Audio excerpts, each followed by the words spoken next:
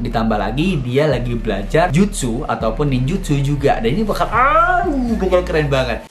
Halo para nakama, ketemu lagi barengan gue Ikram Afro pastinya. Gimana kabar kalian? Semoga masih pada sehat selalu. Sorry, hari ini background agak sedikit beda karena gue lagi nggak di rumah dan gue lagi ada di Bandung hari ini guys, sampai dengan hari Minggu. Berarti 2 minggu, hari Minggu tuh sampai tanggal 27 lah ya, pokoknya kayak gitu. Nah, hari ini gue bakal ngebahas sesuatu yang menarik banget. Kalau kalian merhatiin di chapter 65 kemarin ya. Jadi gue mendapatkan inspirasi ini gara-gara ada yang komen di YouTube gue di postingan sebelumnya ya. Yang chapter 65 yang mengatakan, "Bang, coba perhatiin baik-baik deh." Terus tiba-tiba kayak terbesit tuh konspirasi-konspirasi di otak gue. Dan hari ini gue pengen share banget ke kalian. Dan semoga kalian juga aktif komen ya, gimana pendapat kalian. Karena gue tuh walaupun gak sempat ngebahasin komen kalian, tapi gue apresiasi banget. Gue tuh membaca, siapa tau gue menemukan konspirasi dari teman-teman. Dan salah satunya adalah inspirasi dari orang yang komen di postingan sebelumnya. Nah, tanpa basa-basi, gue bakal ajak kalian untuk menguak konspirasi yang ada di chapter 65. Tanpa basa-basi langsung kita mulai. Tapi jangan lupa ya, bantu subscribe dan juga follow akun Instagramnya Ikram Afro. Sebelumnya gue mohon maaf kalau mata gue ngebaca ke laptop, karena ini gue menulis konspirasi dengan bahasa gue sendiri. Tapi gue harap kalian nangkep poin-poin yang gue sampaikan pada hari ini ya. Seperti kita tahu, Ishiki merupakan bagian dari klan Otsutsuki ataupun alien yang muncul di dunia Naruto dan juga Boruto. Ishiki sebelumnya itu mendekam di dalam tubuh manusia yang bernama Jigen karena dia dikhianati oleh Otsutsuki Kaguya. Nah, kalau kalian perhatiin di chapter 50-an ya, setelah Ishiki mati, dia sempat memberitahu quote-nya tentang kekuatan karma putih dan juga bagaimana proses kematian si Otsutsuki Ishiki itu sendiri. Namun sampai saat ini belum banyak informasi yang dibahas oleh Masashi Kishimoto selaku penulis tentang kekuatan dari karma putih. Yang kita lihat sekarang, quote hanya mengaktifkan peningkatan jutsunya aja, belum full menggunakan karma putih.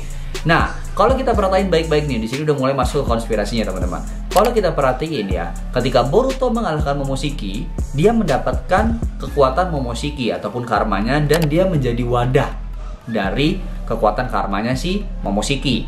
Code memang tidak memiliki kekuatan ataupun tubuh yang kuat untuk menjadi wadah seorang Otsutsuki. Namun dia berhasil mendapatkan karma putih yang bisa dibilang katanya lebih kuat, tapi kita juga belum tahu. Sedangkan Kawaki pada saat itu berhasil mengalahkan si Ishiki. Walaupun memang kalau misalkan dia tidak mengalahkan secara murni, tapi pada saat itu Kawaki sudah dirombak tubuhnya, genetiknya oleh Amado dan Ishiki agar sesuai dengan kekuatan ataupun DNA-nya si Ishiki. Nah, kalau kita perhatiin ada sedikit obrolan antara Kawaki dan juga Amado, dimana kalau nggak salah bahasanya Amado sempat bilang bahwa sekarang kau memiliki karma, kau tinggal pilih. Bisa kau menjadikan kekuatanmu atau kau ingin menggunakan kekuatanmu sendiri. Makanya kita lihat setelah pertarungan itu, Kawaki mau melatih ninjutsunya ataupun jutsunya bersama tim 7, Boruto dan lain sebagainya. Kalau memang Boruto bisa dikendalikan oleh Momoshiki karena berhasil mengalahkan Momoshiki, berarti bisa cukup kemungkinan besar dong kalau misalkan Kawaki akan memiliki kekuatan si Otsutsuki Ishiki. Ya kan, dan itu terbukti di chapter 65 bahwa dia mengaktifkan karmanya. Dimana karma itu adalah karmanya si Otsutsuki Ishiki yang tertanam karena DNA dan juga racikan-racikan dari Amado yang akhirnya dimiliki oleh Kawaki sampai saat ini, yang kemarin menjadi ending terakhir yang cukup menarik di chapter 65. Yang menariknya lagi, kalau memang sampai benar si Kawaki benar-benar bisa mengendalikan atau mempunyai kekuatan karmanya si Otsutsuki Ishiki, ini akan menjadi lebih menarik menurut gua. Akan menjadi pertarungan yang luar biasa antara Otsutsuki, yaitu Otsutsuki Momoshiki dan juga Otsutsuki Ishiki. Ya, kenapa begitu? Karena sebagaimana kita tahu sekarang Otsutsuki ini pada nggak punya wadah, nggak punya kekuatan yang besar banget, ya kan?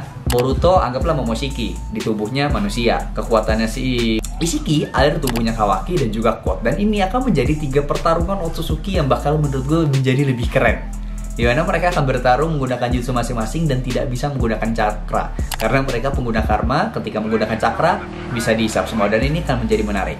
Terus yang lebih menariknya apa lagi? Nah, ini dia. Kalau misalkan benar Kawaki bisa mengendalikan atau mempunyai kekuatan karmanya si Otsutsuki Ishiki, kira-kira kekuatan apa aja yang dipunyain sama Kawaki nanti? Nah, ini yang kita bakal bahas.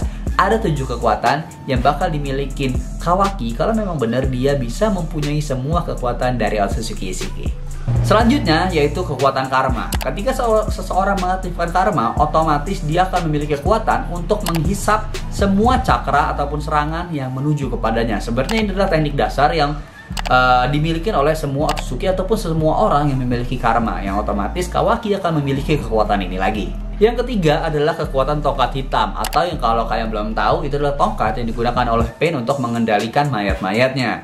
Nah, bisa dibilang bahwa setiap Otsutsuki itu memiliki senjata masing-masing. Contoh, kayak Momoshiki punya kekuatan senjatanya masing-masing. Terus anak buahnya si Momoshiki yang pakai kampak itu juga punya kekuatan masing-masing. Dan Isshiki adalah Otsutsuki yang menggunakan tongkat. Nah, tongkat yang dipakainya adalah tongkat hitam. Sebagaimana yang belum tahu, tongkat hitam ini kalau misalkan tertusuk ke seseorang, maka cakranya akan terkunci dan tidak bisa keluar. Nah, bahkan teknik ini sendiri bisa mengalahkan teknik berpedangnya si Sasuke. Kalau kalian lihat pertarungannya ya, ketika Otsutsuki Isshiki pakai tongkat dan Sasuke pakai pedang, itu kekuatan berpedangnya Sasuke lewat banget. Dan ini bakal keren banget kalau misalkan bisa dikendaliin sama Kawaki. Tapi Kawaki harus berlatih pedang dulu. Bahkan kekuatan tongkat hitam ini sendiri mampu melumpuhkan Naruto dan Sasuke secara bersamaan. Akhirnya Sasuke berpindah dimensi dan Naruto ditinggal di pertarungan melawan Jigen dan disegel oleh Jigen kalau kalian masih ingat. Yang keempat adalah jutsu ruang dan waktu.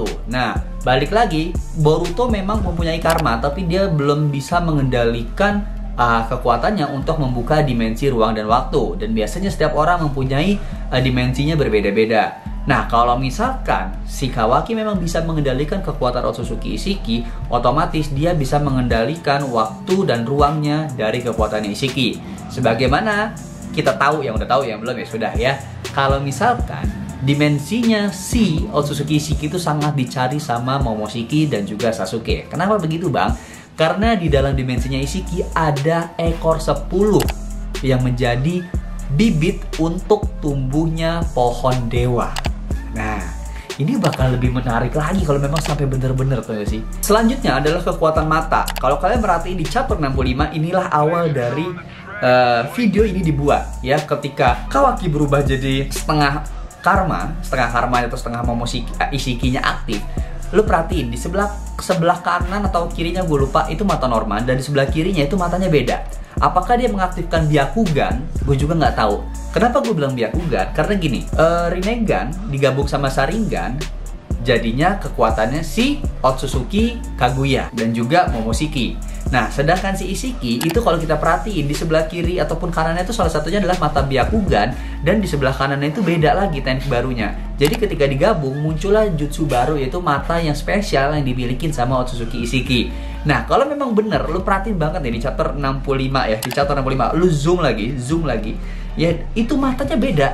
Yang gue takutin adalah kalau misalkan dia berubah full dan mengaktifkan kedua matanya ataupun matanya Isshiki benar-benar bisa kembali, itu bakal jauh lebih keren lagi, tuh gak sih? Dan yang paling ribet adalah kekuatan dari Sukuno Hikona. Ya, ini adalah jutsu yang paling merepotkan di antara jutsu-jutsu yang dimiliki sama Isshiki, dimana dia dapat mengecilkan semua objek kecuali makhluk hidup. Ini bakal bener-bener ngerepotin banget ya.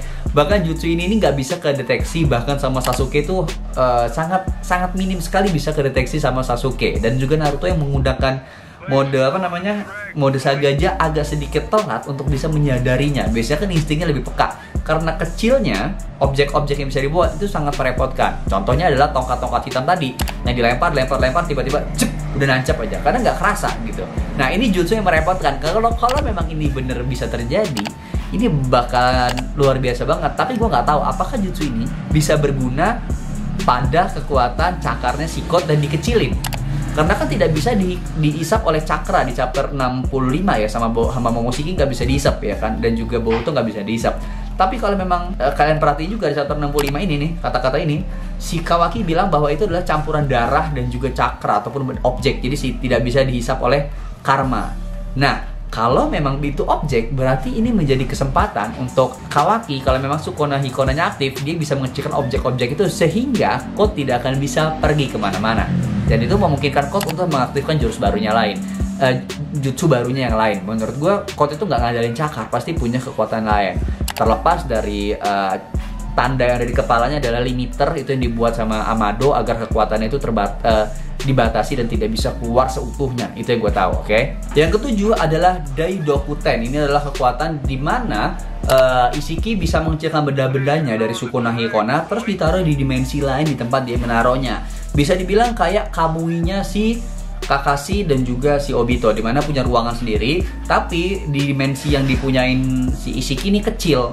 Jadi dia harus mengecilkan objeknya dimasukin ke dimensi itu, sehingga banyak pilihan ataupun benda-benda yang bisa dimasukin ke dimensinya. Berbeda sama Kamuinya si Obito yang bisa dibilang itu luas dan lebar. Nah, inilah 7 kekuatan yang kira-kira kalau misalkan beneran kekuatan Otsutsuki Ishiki bisa dikendalikan oleh Kawaki bakal mempunyai jurus-jurus baru. Ditambah lagi dia lagi belajar jutsu ataupun ninjutsu juga. Dan ini bakal keren banget. Coba menurut kalian setuju atau enggak, dan kira-kira persepsi gue benar atau enggak? Komen di bawah. Gue Ikram Afro pamit. Jangan lupa aktifin loncengnya, subscribe dan follow akun Instagramnya Ikram Afro.